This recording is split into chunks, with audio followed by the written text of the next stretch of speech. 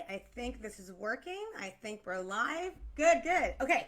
I would like to see, oh, something going on. There we go. Okay, I got my comments up. I got everything ready to go. I'm sorry for being a little bit late. I had a bit of a technical difficulties because that's life, and what are you going to do? If you are here, awesome. I would like to say, first of all, if you're here or not here, the fact you're a part of this group is amazing. It is so difficult to be able to find some group that understands what you are going through and to be able to have emotional capacity in this sense to come to it and be vulnerable. And I want to acknowledge that before anything else.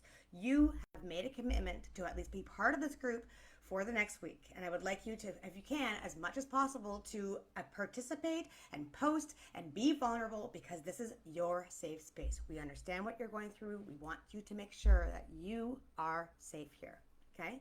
So if you are here, I'd love you to put it in the comments that you are alive.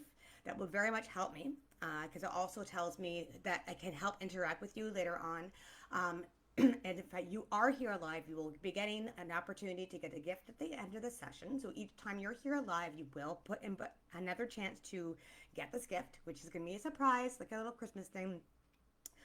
If you are here for the replay, I also want you to put some comments in. So I want you to put hashtag replay for whenever you come on. And it doesn't matter whether you're here live or whether you're here as a replay. Do comment whenever you have something that you want to share, something that's resonated with you.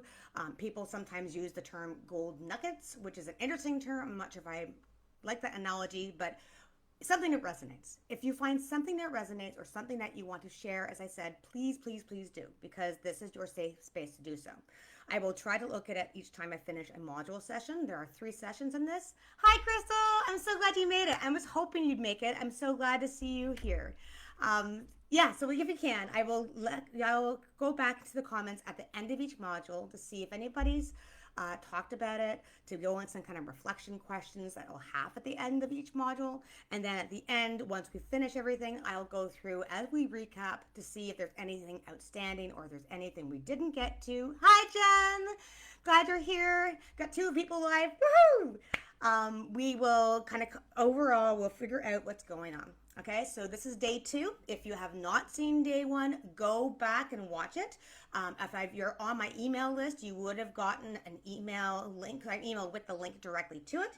If you're not on my email list, let me know and I'll make sure that you do get on that list. Okay, so let's dive in. I'm not expecting this to be extremely long. So just to give you a heads up, what we're doing today is a very kind of a closed session of what we usually do for our Rise Like a Phoenix group. So what we are a offshoot of the Widowed Solo Parent group.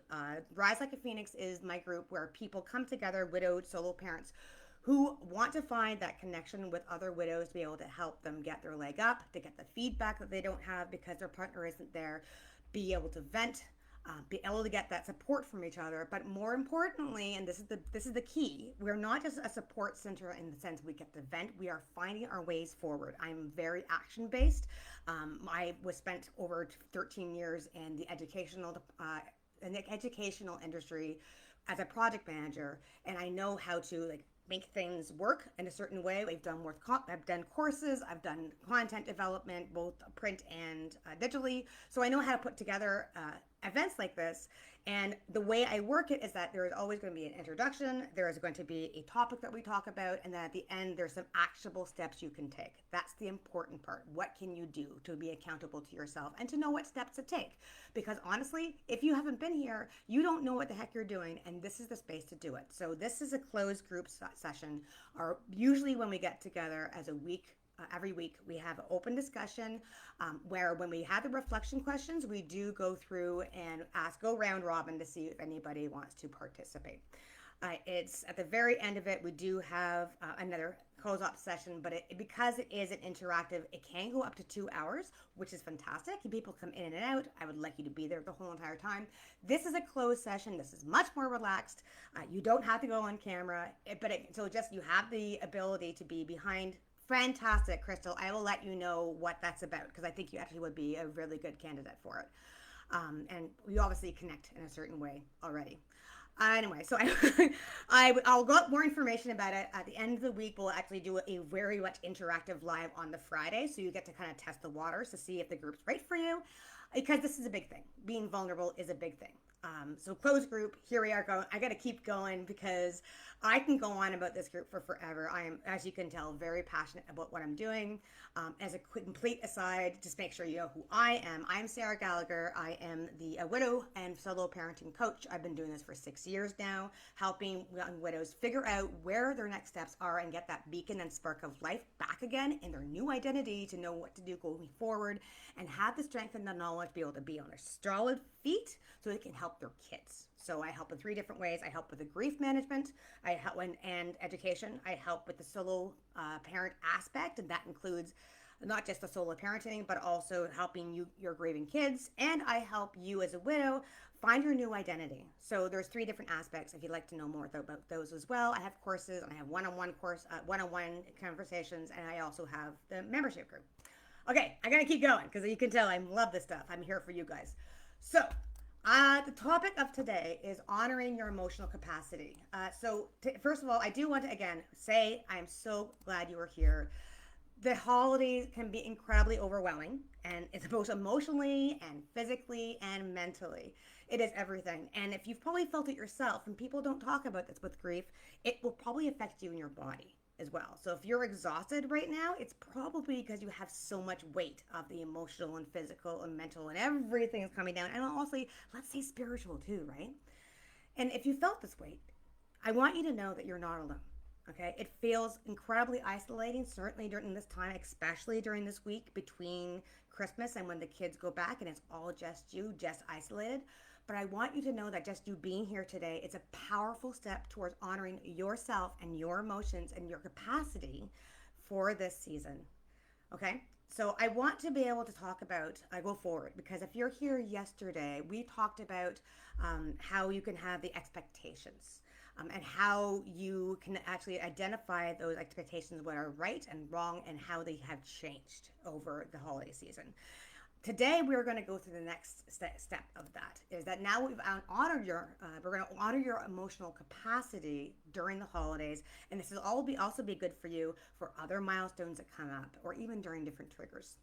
And it's not about fixing everything or finding the perfect solution, okay? Because grief, as you know, it's not, you can't fix it, right? This is an ongoing thing, and we have to learn to adapt and be resilient and find different ways to help, which is why you're here. This is about acknowledging your feelings, okay? I want you to recognize your emotional capacity to understand what feels manageable and to create space to navigate this season and whatever else comes up with compassion for yourself. You need to give yourself that pat in the back, and you need to go understand what your capacity and what your boundaries are and understand you, because you don't have that backup anymore, which is a lot of pressure. But this is why we're here. You are not alone. Okay? So I want to acknowledge module 1 we're talking about is the acknowledging the trepidation and the anticipated triggers. And I wanted to talk about this before anything else because I think it's very important. Because I want to acknowledge that some things that many of us feel is that we don't want to talk about it, but it is this trepidation that is surrounding the holidays. The season comes with so many shoulds and so much expectations, which we talked about yesterday, and this can all stir up stress and uncertainty and fear of what these triggers may arise. And it's okay to feel unsure about what's right for you this year. Holidays, and I don't care whether it's your first holiday doing this or your second or your fifth or in my case your 10th, it probably is going to bring up these emotions, these memories, and these moments that feel overwhelming. And honestly, sometimes the anticipation of these triggers can be just as challenging, if not more so, than the moments themselves. And I don't know, again, whether you've gone through any of these milestones before, but it really feels that there's the day of anticipation, the days or the weeks or even beforehand, sometimes can be worse than the actual day themselves. Not always. I can't say the guarantees, but it is true. And again, this is not just to belittle what you're feeling the day of, because that's completely valid as well. I want to share something. I was looking through the comments from our community members, and I wanted to acknowledge one particular one which is Claire. And Claire, I don't see that you're here right now, but if you're here for the replay, I want to say thank you for sharing that. And I'm going to take a brief aspect of that to share with what you said, because it perfectly captures what so many of us are feeling this year. So I'm going to let you guys go back and actually read the actual post itself. But I do, because I don't want to shorten it. I want you to actually understand where she came from immediately. But what she did say is that she has this incredible amount of stress and trepidation around the holidays, to the point where she hasn't even gotten everything together, right? She hasn't wrapped everything. Those gifts haven't been figured out yet.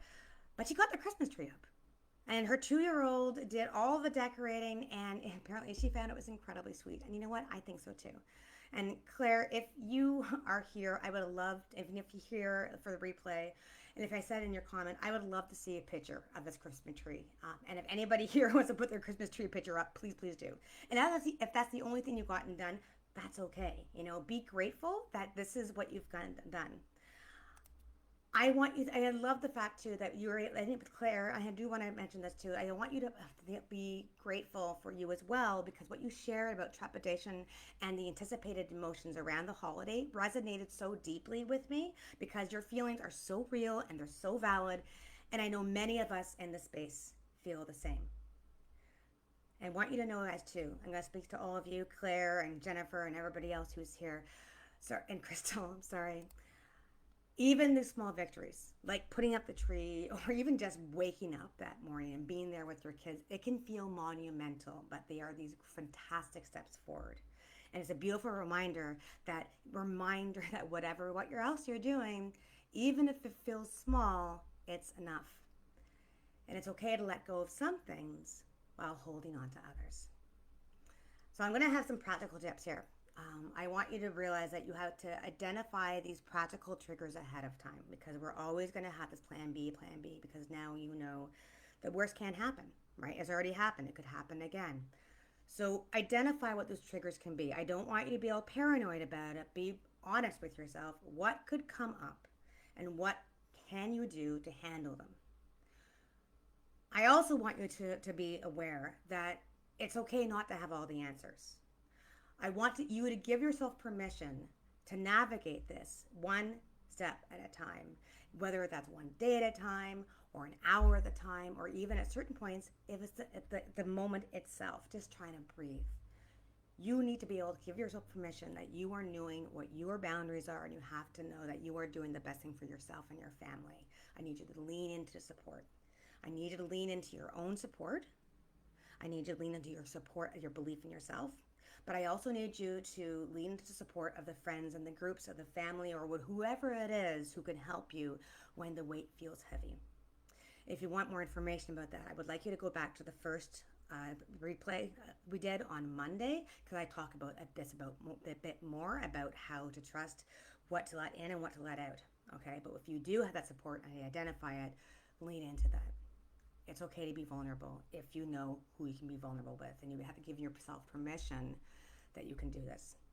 So I'd like to go back. I would like you to think about this past season, whether it be something you've already celebrated or whether you're continuing to celebrate because the season's not over yet. What about the season feels uncertain or stressful for you? Are there any specific are there any specific moments or memories or activities that you're anticipating that might be triggering? Is there something that has been triggering? Anything that you weren't expecting that came up? And when they did come up, how did you handle those feelings? And it's okay to share if they were too much. It's okay to share that you're okay with them. And then everything's not black and white, right? I mean, how you deal with things, it's going to be variance. And I would love to know, to have that vulnerable of what, not just of what didn't work, but also what did. And you have to give your permission yourself to say that, okay? So I'd like you to think on that. As you're thinking about that, and I'll put this, like I did yesterday, I'm going to put these questions in the comments itself, so you can go back and reflect on them when you have time, okay? Crystal, I'm just going back to the comments now. You're saying that you're just trying to be there during these special occasions instead of trying to keep up with the old me. that so resonates. It resonates because it is that, right? Especially during these big, big, big points where these milestones happen. Just being there in the moment is okay. Like, just know that it's okay if you're in there and you are on the couch and you're just watching it from afar. Or if you're in, even if you're in a group, you know, you're completely surrounded by people who love you and they're supporting you. You can still feel very isolated. You're kind of seeing them through this cloud or this veil. Like it almost feels like this kind of out of body experience, which is true, right? Because your reality, your brain's like, this is my reality. Why isn't my reality matching up with what I know? I don't understand. And it's trying to reconcile these. So you're going to be in that shock for sure if it's your first or second year. And sometimes it takes time before the fog starts to lift a little bit, where you can go, oh shit, here I am. This is my reality.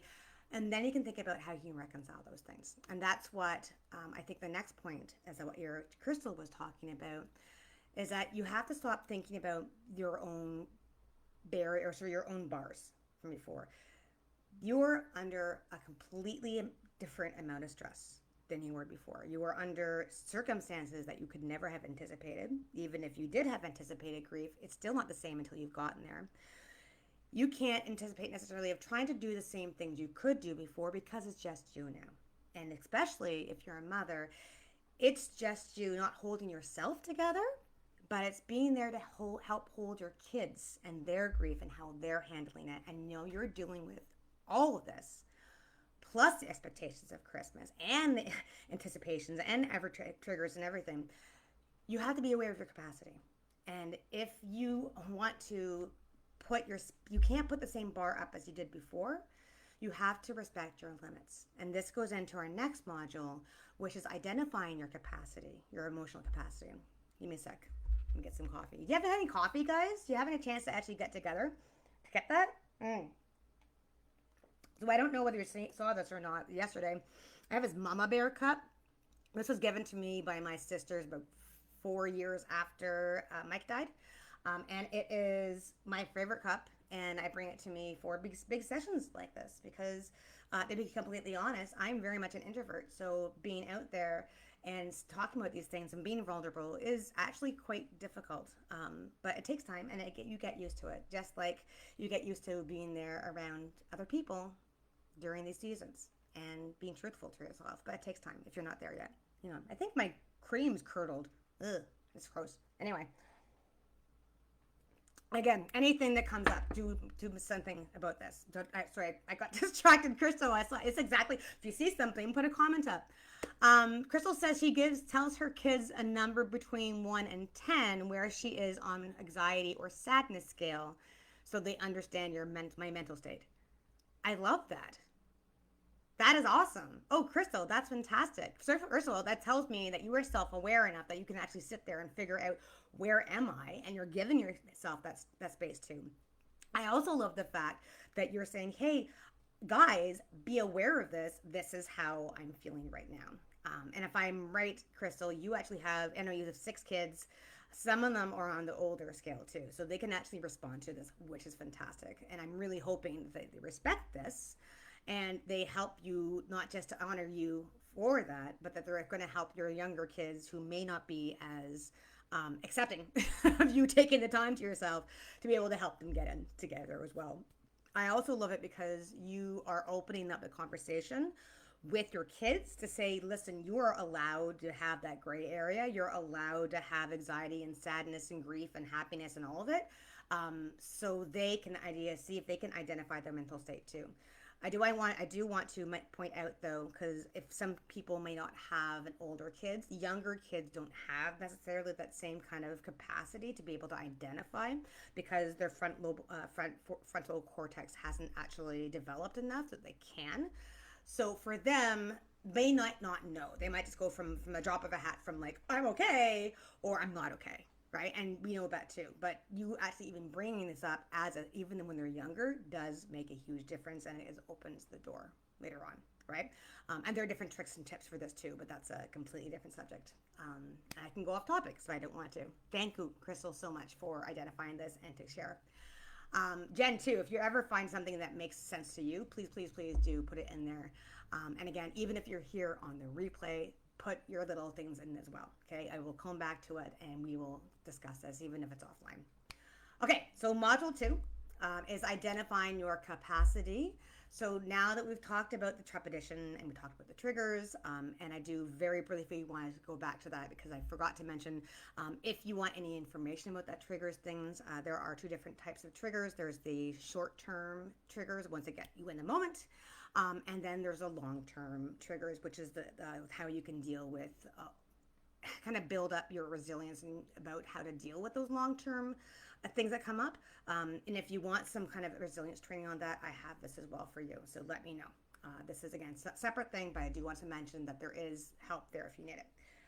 So I want to talk about identifying your emotional capacity. So as Crystal and myself, and we've all been saying, having to know your limits and respecting them is key to protecting your mental and emotional well-being. So I want to use this analogy of using stress as a bucket. Okay, so this is it's an imagery that I think it works really well in this. Someone came up with this. I don't remember where it came from, but I was went through one of my I go through a lot of different grief, informed trauma, informed grief kind of therapy and journeys myself of going through different series and courses myself. I've always been learning. One of these things I've learned is this imagery of a bucket, and your capacity for handling stress, your bucket can only hold so much.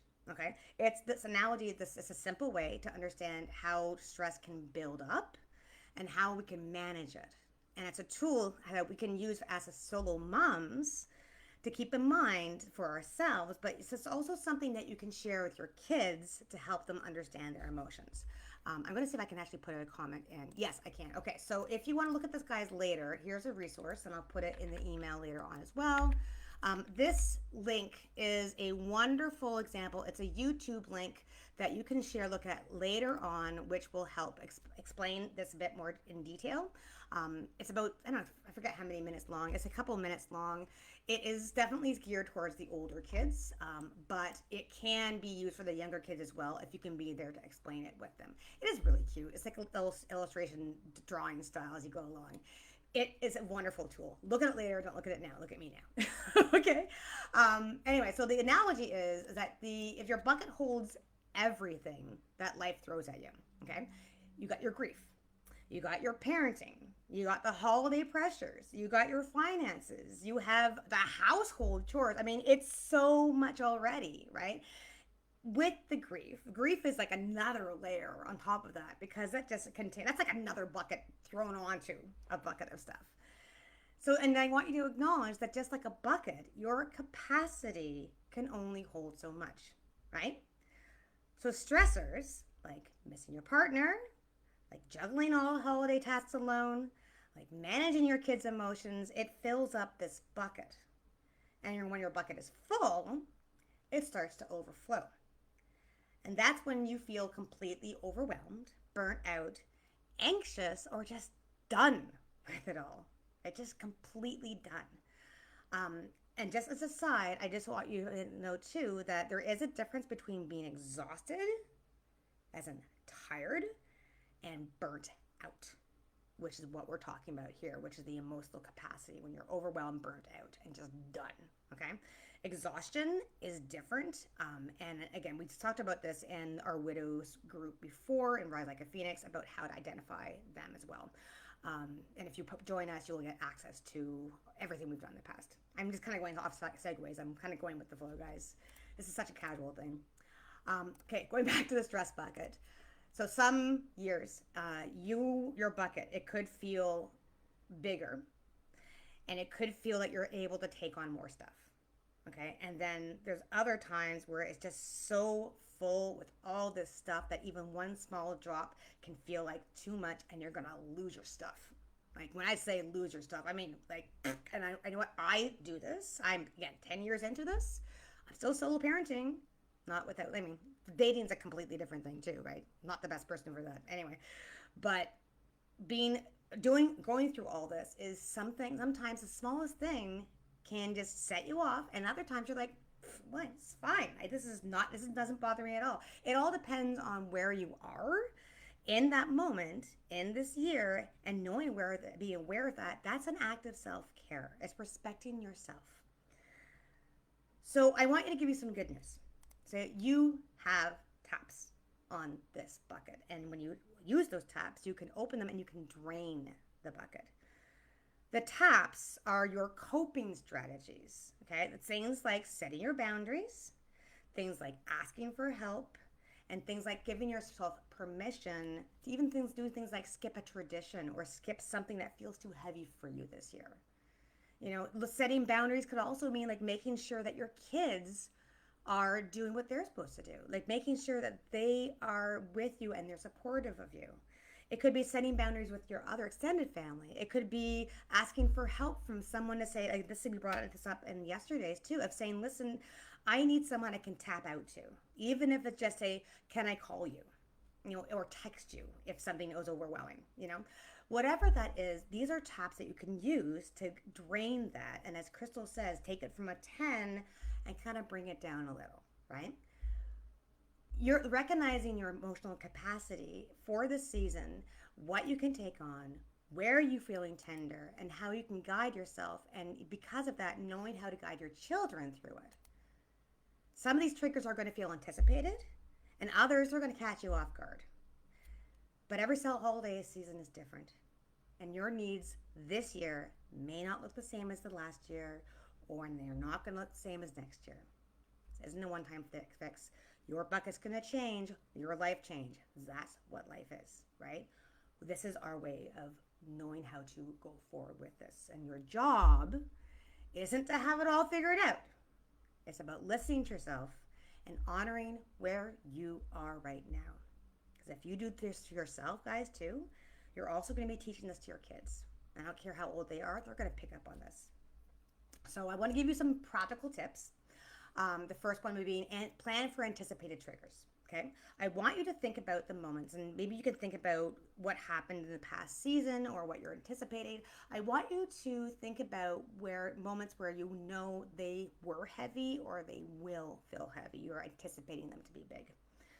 This could be big things like opening gifts. I'm not sure how that felt for you. I gave my son a gift from dad this year. Again, it's been 10 years, and he's like, "What's this, Mom?" And I'm like, I think this is more appropriate for you from your dad than from me, because it was a book about what teens should know, right? Because he's 13 and he's a teen now, and he's starting to question, like, I could help you, but I think your dad would be more appropriate. So, and that was triggering, and not just for me, but for him, but it was also triggering in a good way. It was heavy, but triggers don't have to be all heavy all the time either. They're just big. What about seeing family? What about being there, and they're not there? What were these big things that happened that you needed to say, hey, I can't anticipate that was triggering before. This could be triggering again. Let's plan for this or have an idea for this so I'm not going to be taken off guard.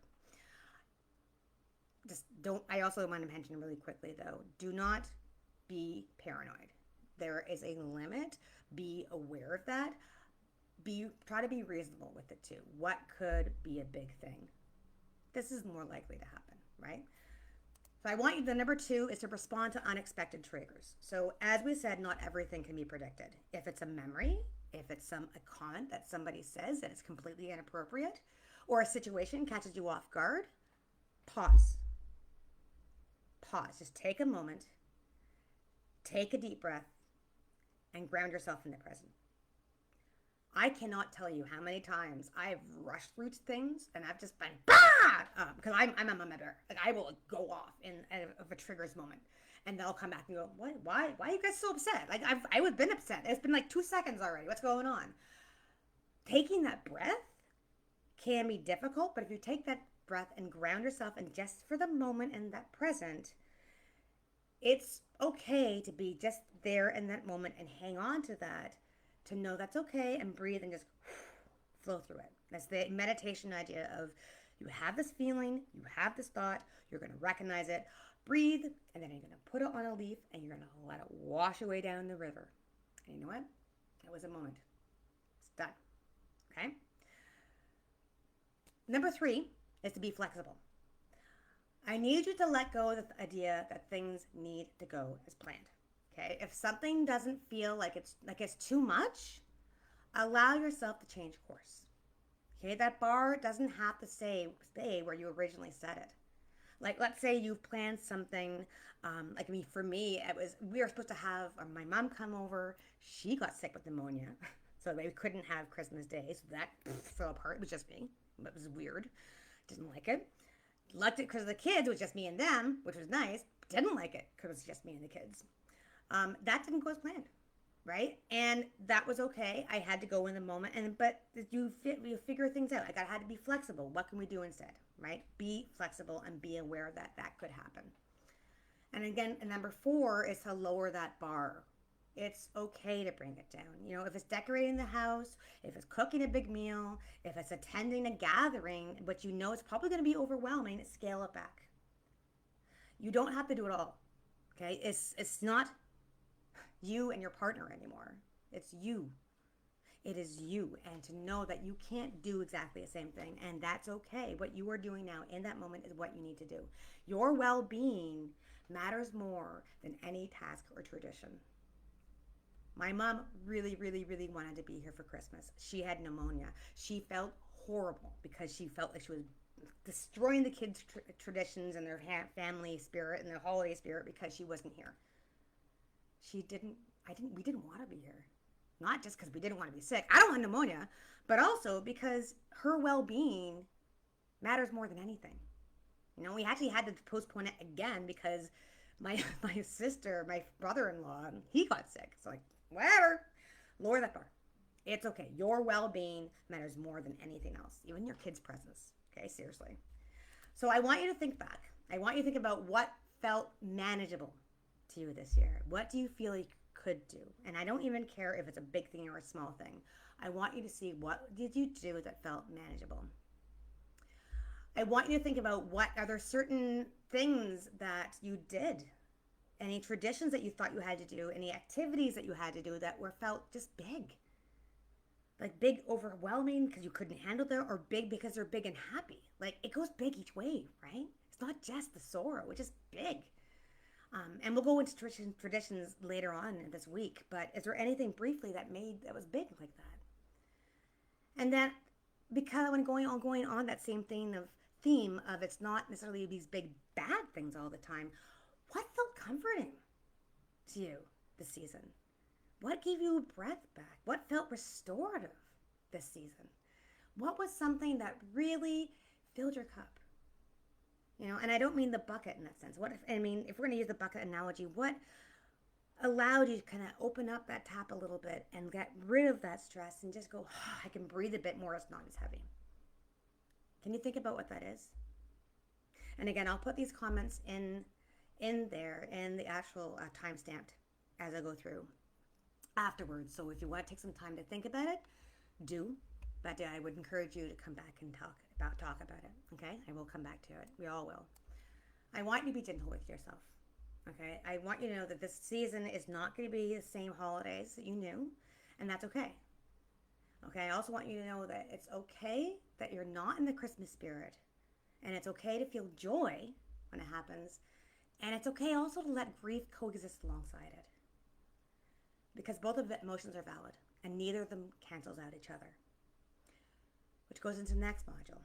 And that's that you have to know that you will find both grief and joy. And that's perfectly normal. No,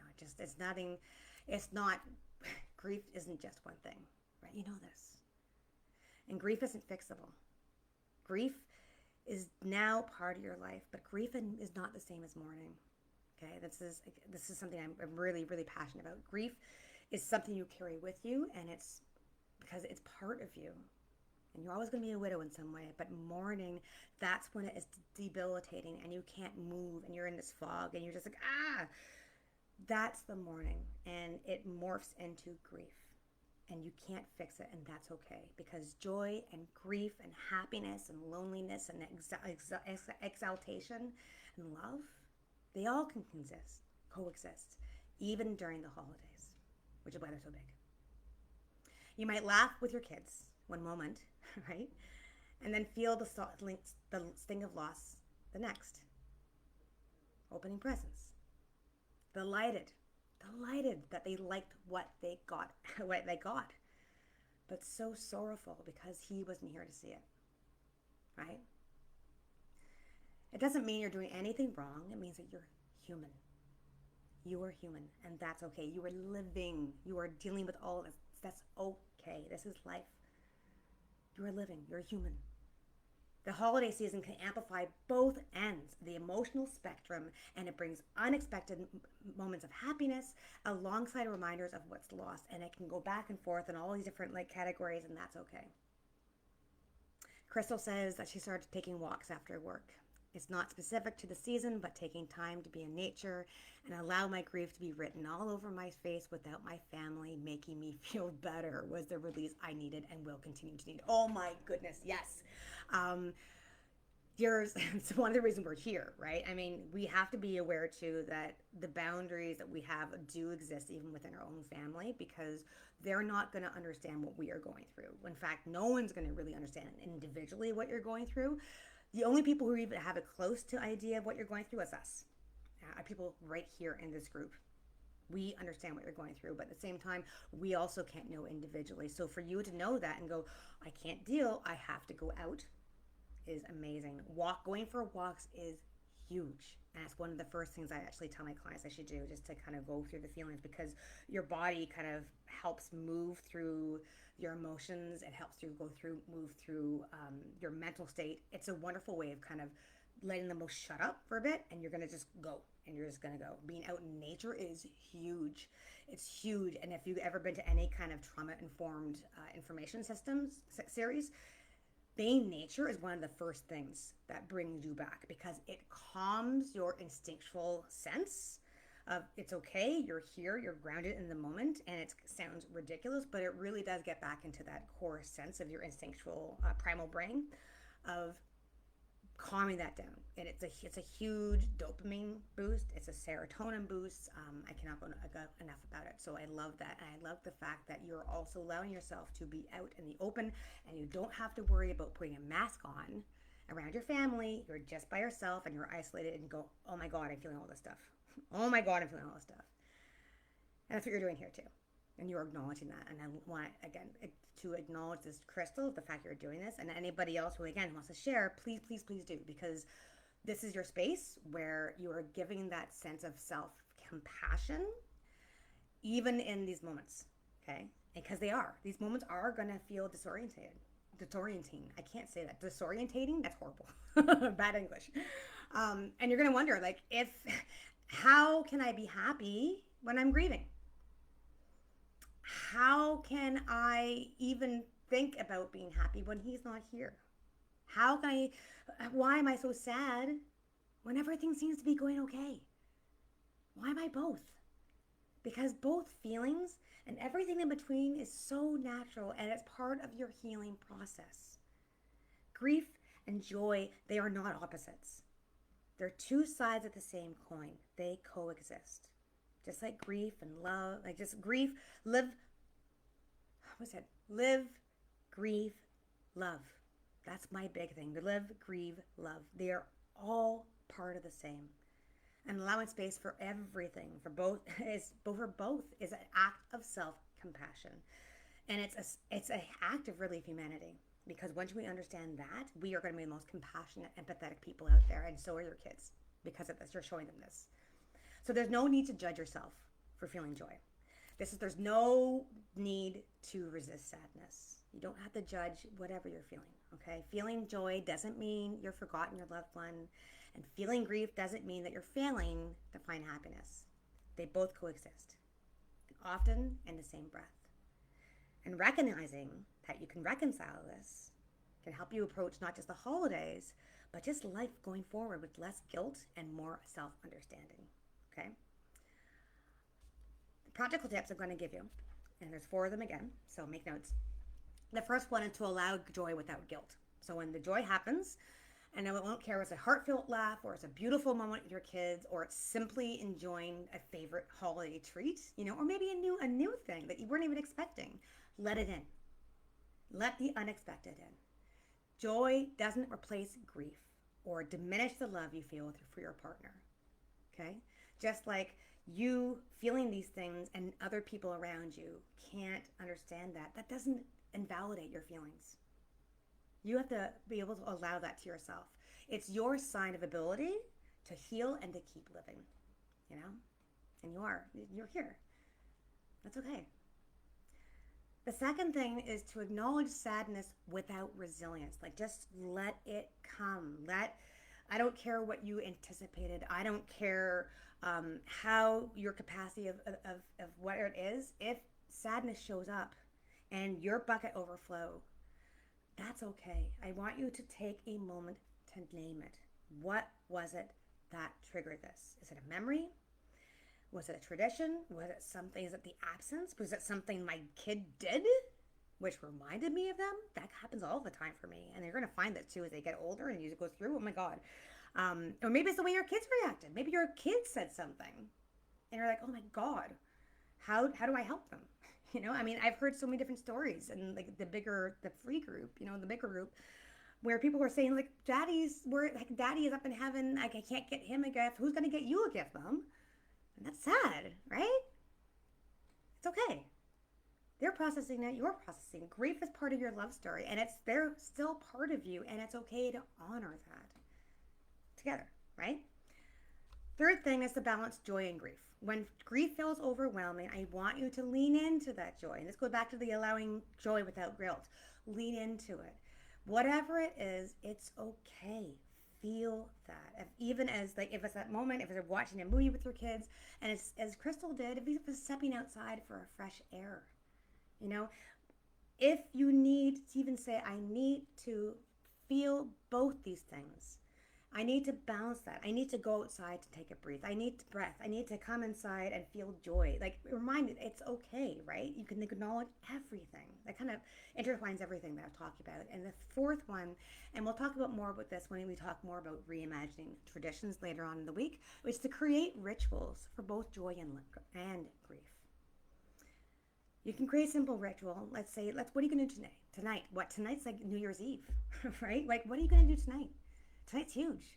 You're going through a huge milestone. You are stepping into the next year without them. And I don't know if this is the first year or the fifth year or the 10th year. I don't care what it is. It's still going to be another year. We're like, yep, here's not here. What are we going to do now? But yet at the same time, I'm here. I'm here. I'm going to go to this again. And what am I going to do next? Maybe you don't know.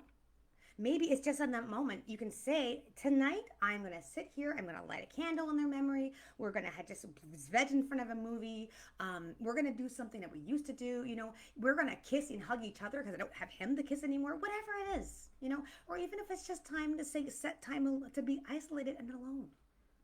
Whatever it is, find something that you can hang on to tonight that you can help honor the fullness of what you're feeling. And especially if you have kids involved, how are you? Like, again, this depends on their age, you know, but think about this. Hang on with this today. If you have an idea of what that could be, I'd love you to put it in the comments and we can maybe help each other too, because that will lead into next time as well of what we can talk about more when we talk about recreating rituals and recreating traditions. So I've said so much of different things, but let's reflection questions really quick. What moments of joy surprised you this season? Were there times where you felt happy? Joyful? Oh my God, and it caught you off guard? What were those moments? And then how can you create space going forward, and how have you created space for both grief and happiness at once without judging yourself? And what can you do next time? What small steps, not just today or tomorrow or the next day, but just continually, what small steps can you focus on one step at a time to help you handle both emotions at once? That's a lot to hold. So even just a little small thing. What can you do? How can you create that space for yourself? Write that down. I would love you to write it here too, but let me know. So as I said a billion times already, joy and grief are not enemies. They're not enemies. They are companions on this journey. Just like your heart and your mind are screaming at each other, eventually you're going to learn to listen to them and have them calm down and talk to each other again. Okay? And you're going to all move forward on this journey. It doesn't mean you're broken. It means you're beautifully human. And as you're going through, I want you to feel it's okay to feel all these deep feelings, that it's okay to laugh, it's okay to cry, it's okay to find meaning in your own way. Okay? So I want to ask you, like, what, if anything, really sat with you? Okay, I want to, before we wrap up, and it's been 45 minutes, I apologize, it's a little bit later than I want it to be, but before we close up, I do want to open the floor for any questions or any thoughts. I'm going to go back to see what those the big modules were, and so you can see what they can reflect on them yourself and see what actually got you. So the big things were acknowledging your trepidation and your anticipated triggers. Okay, what was something that what was a victory? What was a victory? What was not so much a victory? What felt uncertain or stressful? Was there anything that you anticipated that triggered you? Was there something that didn't come up that you were expecting to? How can you handle these feelings going as they come up later on? The second one was identifying your capacity, like realizing that your stress is like, and your capacity for stress is a bucket, right? And as you go through, I mean, you have so much stuff going on, and you have to lower that bar, because before it was you and your husband, and maybe you kind of traded off the stress back and forth. Now it's just you. Right? And you're trying to deal with all your other kids' buckets too. It's okay if the stress builds up. It's okay to explode when it overflows. But what's even better is where you can learn for yourself, being self-aware of what those triggers are, be able to know how you can avoid them and how you can be okay going forward, and what you can do to kind of release those taps a little bit, just to breathe, to release that stress. So I want you to think about that. Okay? What did you do over the past holiday that you did that?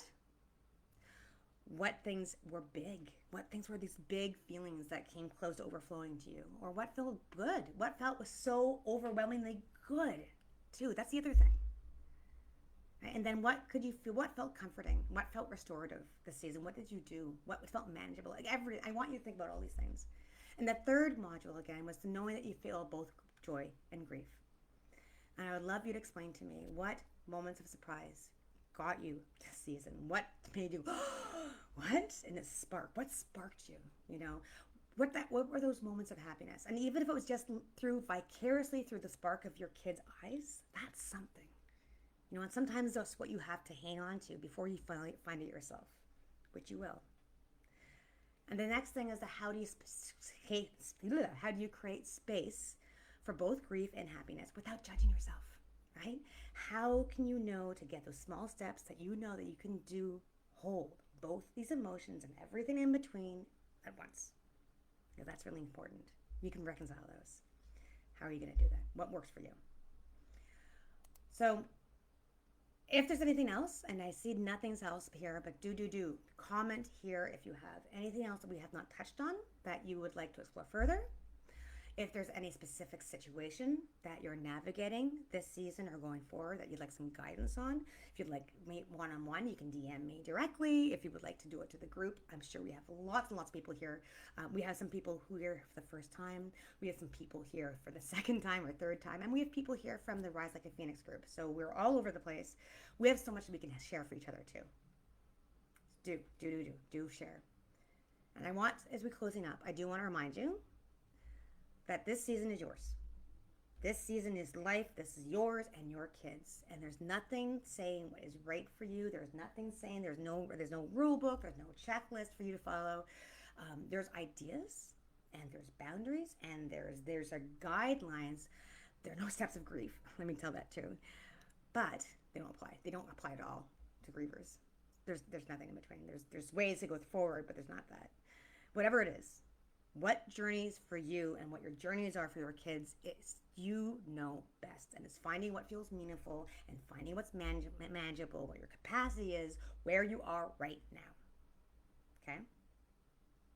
You're already taking this huge step forward by showing up here today. And every day that you come here, every day, whether you're posting, whether you're commenting, whether you are here for the lives, whether you do your own live, feel free. Be kind to yourself. Be here, be vulnerable, show up, because the more you put into yourself, the more you put into here, the more you're going to get out of it. And the more validation you're going to get from yourself, from others, from us, from me. You're doing better than you think. Give yourself grace, okay? You are doing awesome. Trust yourself. All right, we're gonna let that go. It's now been 49 minutes. I'm a little late, so I'm trying to kind of went off. I talked a lot this time. Again, do comment, and I'm gonna leave it off. I love you guys. I hope to see you later on in the group. I will be commenting on everything you comment here. And then tomorrow we are going into the next topic, which I don't have on me right now, but I will see you then tomorrow, 12:30 p.m. You will also get an email in the morning, or at least close to at least an hour or so before the meeting, to let you, and as a heads up. So if you're not on my email list, do let me know so you can get that. Jen, I love you too. You are awesome. I'm so glad you're here. Yeah, we'll talk more. Talk to you guys soon.